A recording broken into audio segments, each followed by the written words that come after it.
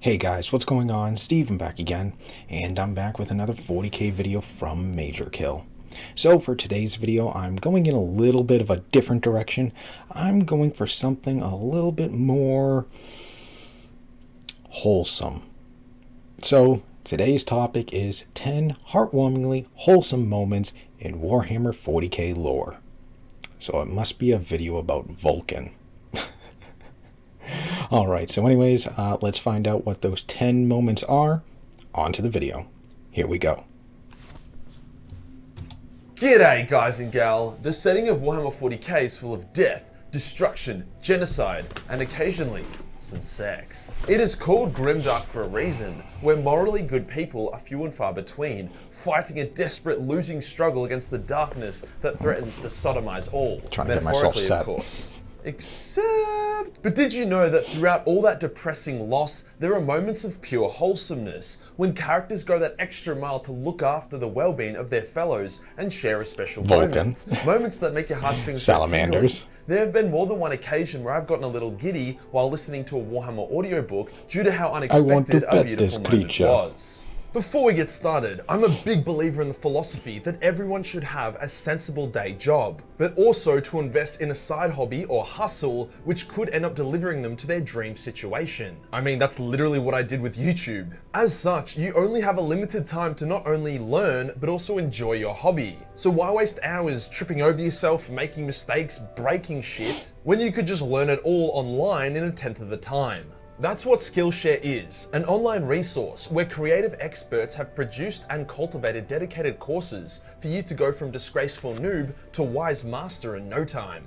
You want to learn photography? There's a course for that. You want to become an Adobe god? Courses for that. You want to learn how to become a YouTuber, which is the same as learning Adobe and photography? There are courses for that. Why use Skillshare over something like YouTube? Well, that's because any basic drongo can upload a how-to video on YouTube. Especially now since dislikes have been removed, it's really hard to tell what's quality and what's just clickbait. The presenters on Skillshare are all vetted for quality, meaning you aren't wasting your time trying to find a decent source. Also, there's no ads. With all that in mind, the first 1,000 people to use my link below and sign up to Skillshare will get their first month free, meaning you can jump on, see if it's the right fit for you, and then either go for it or pull out for free. Cheers to Skillshare for sponsoring this video. He just Today had to we'll make go the over hand 10 gesture. heartwarming Just wholesome pull out moments for from Warhammer free. 40k. There are actually a lot more than 10 moments, so if this video does well, like and share, then there's no reason why I won't make another one. Yeah, not much else to say about it, so grab your teddy bear and let's get into it. Alright, here we go. We all know and love the chapter master of the Blood Angels, Dante. And it's no secret that Dante is fucking sick of Warhammer and he just wants to die. He literally says it on the regular, how he wants nothing more than the cool embrace of death. Fair Please enough, let me if I was die. 1,500 years old and had fought every horror the galaxy had to offer, I'd probably want to eat a bullet as well. After being horrifically wounded, yet achieving victory over the Tyranids during the devastation of Baal, Dante begins to die, and he feels peace for the first time in years. He sees the Sanguinor in a vision, and he begins to accept his death. Then the Sanguinor steps aside, and Sanguinius is standing there. Dante is like, holy shit, hey dad, is this it? Can I finally die? Nope. And Sanguinius is like, no, you must suffer more for the good of mankind. God The damn destiny it! does not end Just here, let me Lord of die. Angels. Then the peaceful sensation of death vanishes and the agony of life returns as Dante comes back to life and consciousness. Now I get That's why actually that a doesn't really cool sound picture. super wholesome. Dante was denied the one thing he'd earned and wanted, but you gotta remember that Sanguinius is dead and his soul is broken. For him to pull himself together enough to give Dante the will to keep fighting would have taken a massive amount of effort. That's Sanguinius true. knew he was asking a lot of Dante, so he took it upon himself to be the one to ask him. Overall, a wholesome, difficult moment between father and son.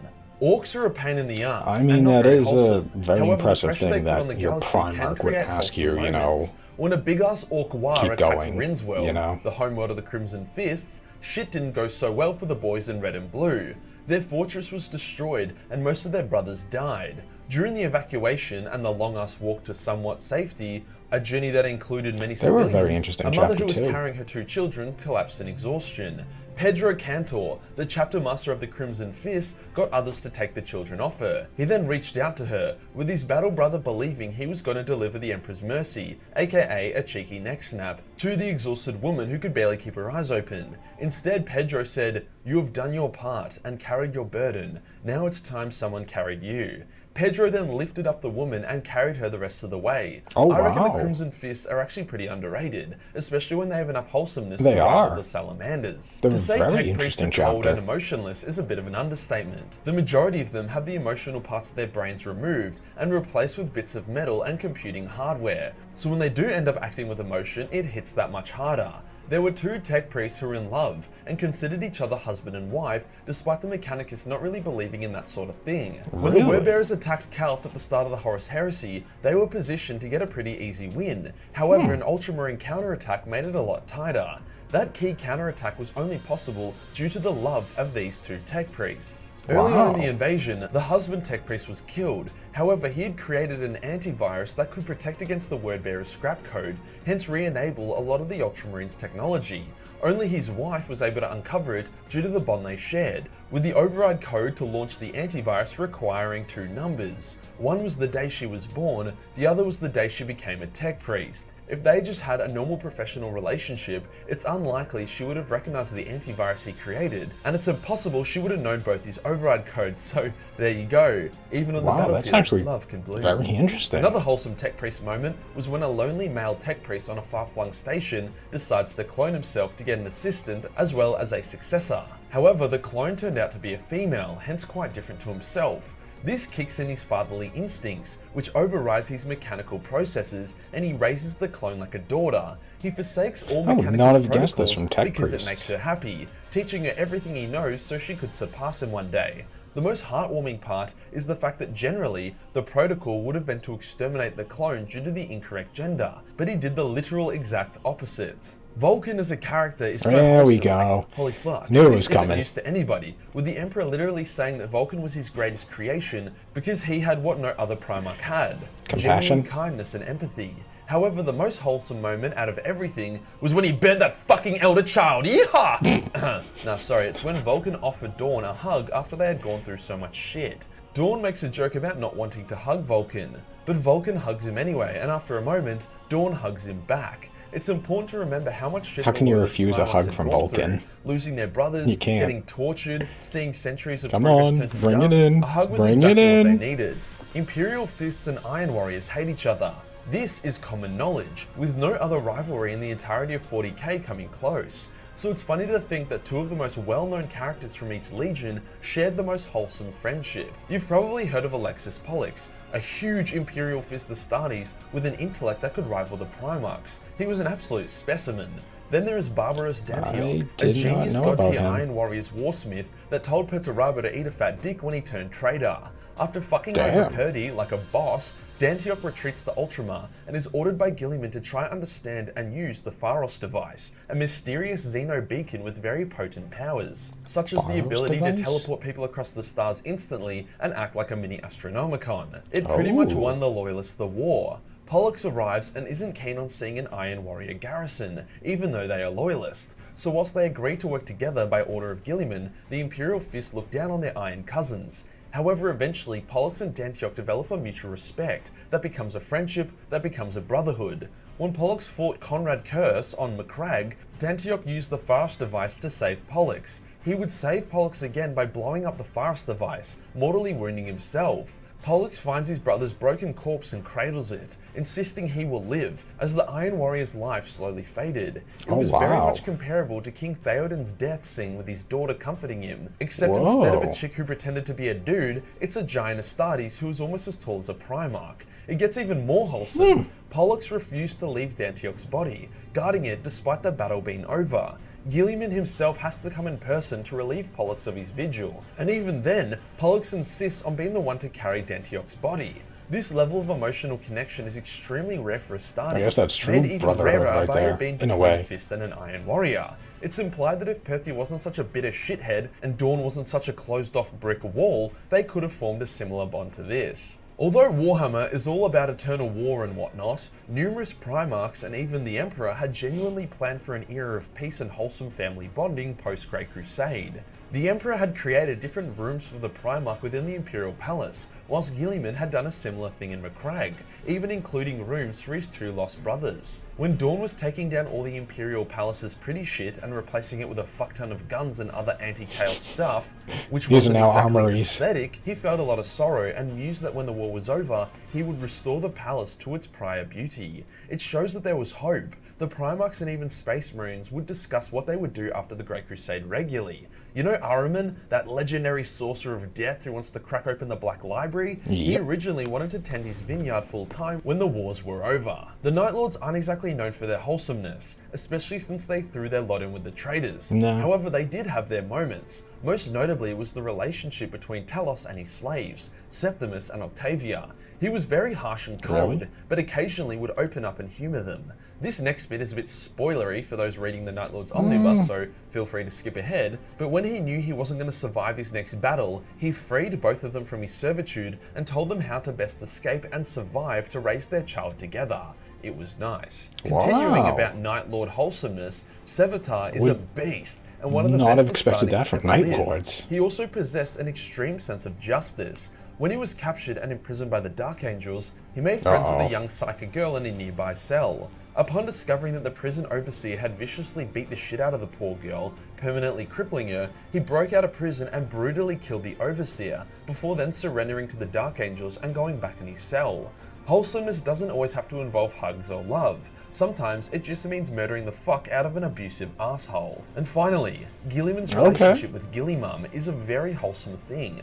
This peaked when Guilliman was stuck behind an invisible wall that blocked a portal that led home to Macragge, but he could see and communicate with the other side. However, when he found out that his mum had nearly been torn to shreds by Conrad Curse, he simply walked through the invisible barrier through pure force of will, just so he could comfort her. If you enjoyed the video and you want to support the channel, then Patreon is the place to be. Only $1 per month give you access to a boatload of Battle Maze 40 million schmentai. Hit the subscribe button and hit the real subscribe button for more wholesome content. Join the Discord for more memes and I'll see you in the next one. Peace. Okay, so there we go. There was 10 heartwarmingly wholesome moments in 40k lore. Yeah, very interesting. I didn't expect like a lot of those, you know, very cool. Like I like obviously the one with Dante and you know, Sanguinius being the one to kind of bring his spirit to Dante to be like, no, you must keep going instead of just some random person. The fact that the Primarch would be the one to deliver this message to him, that is extremely impressive. And that's still a really cool picture. That's actually very badass. Yeah, Crimson Fist, they are very interesting. I was actually reading about them and considering playing them because I kind of like the story. Like the chapter was pretty much almost wiped out and barely surviving. So I don't know, I was kind of like that whatchamacallit,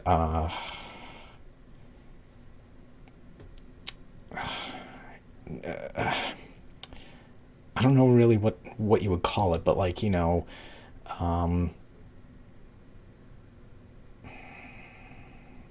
just like a race that's almost like completely, you know, wiped out, like a very, I guess, rare chapter, if you will, you know, like, oh, there's not that many of these guys left, you know, they're pretty rare, you know what I mean? I always kind of liked something like that, but yeah, that's pretty cool that Pedro carried that woman all the way to safety.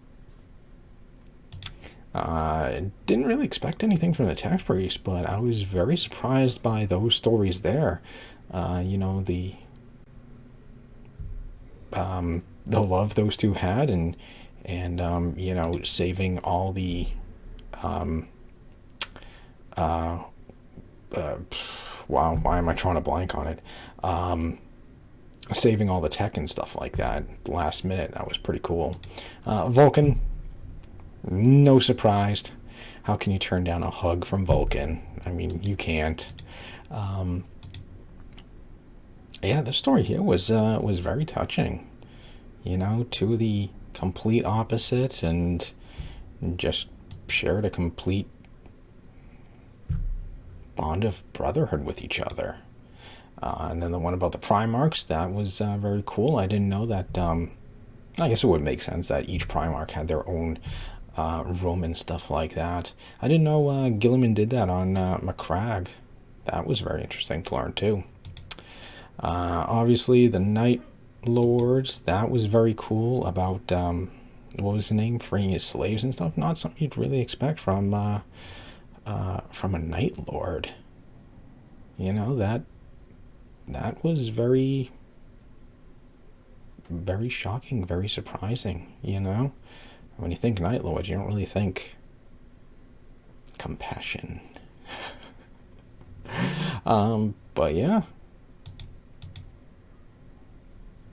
And then, of course, Gilliman's mom. I would like to learn more about Gilliman's mom, the Primarch moms. That'd be very interesting.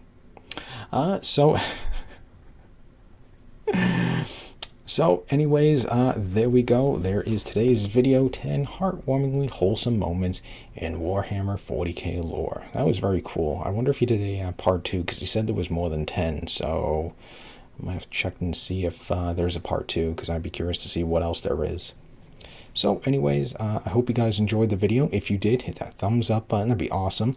Remember, feel free to subscribe to my channel. Follow me on social media. Links are in the description box below.